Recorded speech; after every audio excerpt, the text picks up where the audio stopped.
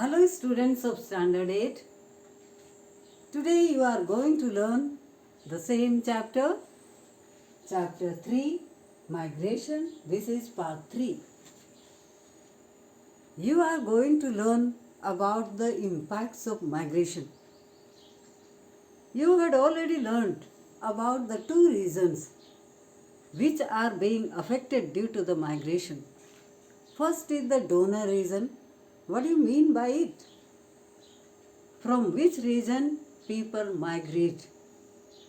The area or region is known as donor region. And the receiver regions, the areas or the countries or the regions to which place people migrate, those are known as the receiver regions. So here you are going to learn the impact of migration first on the donor regions. You should know first of all the positive effects or impacts on the donor regions. That reduces population density because of a large scale migration reduces the number of people and that reduces the density of population. It also reduces birth rate.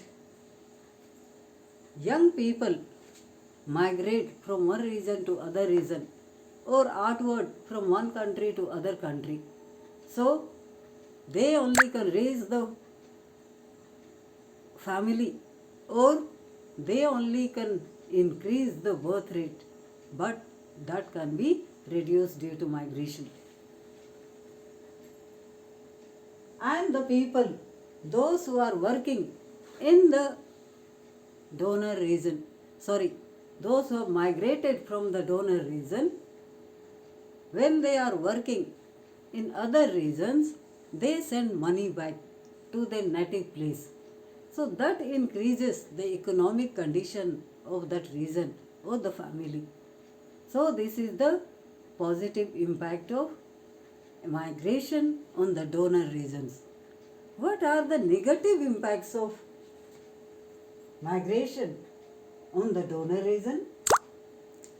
From donor region, when there is large scale migration, there is great loss of skilled labor. Those who are trained, those who are expert, they can move or migrate to get good jobs and to earn more. They migrate. So that is great loss for the donor region. Also, that reduces working population.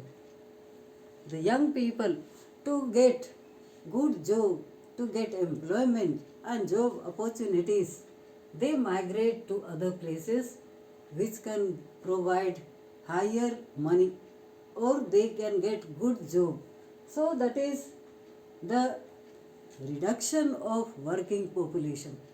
So they cannot do or cannot work for their country in the same region.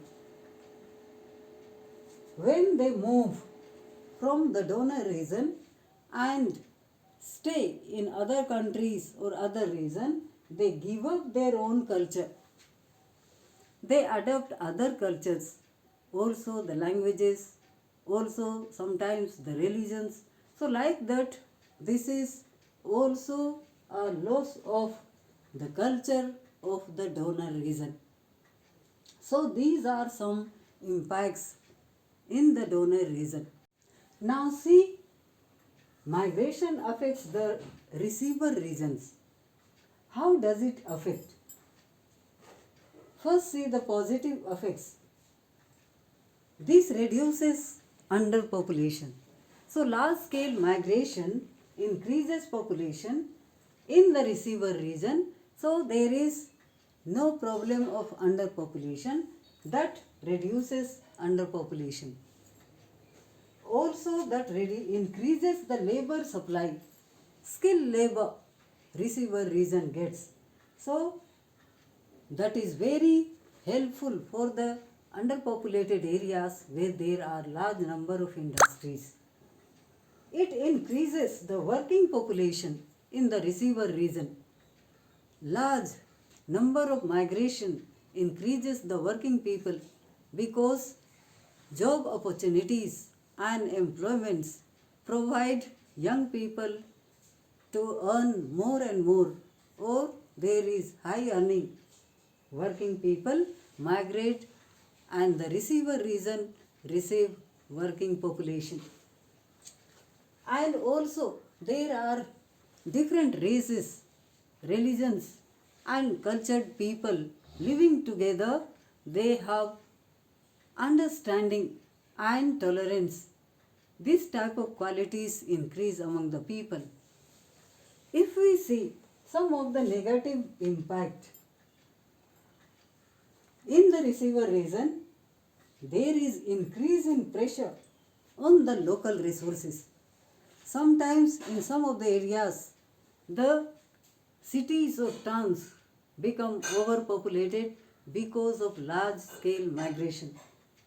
Also, when there is skilled labor ready to work in less price, there is difficulty for the local people to get job because all the migrants get job. And also there is sometimes conflicts among different races or the people, those are living in that area, different races or culture together.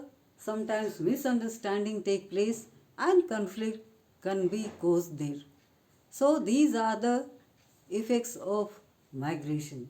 Thank you.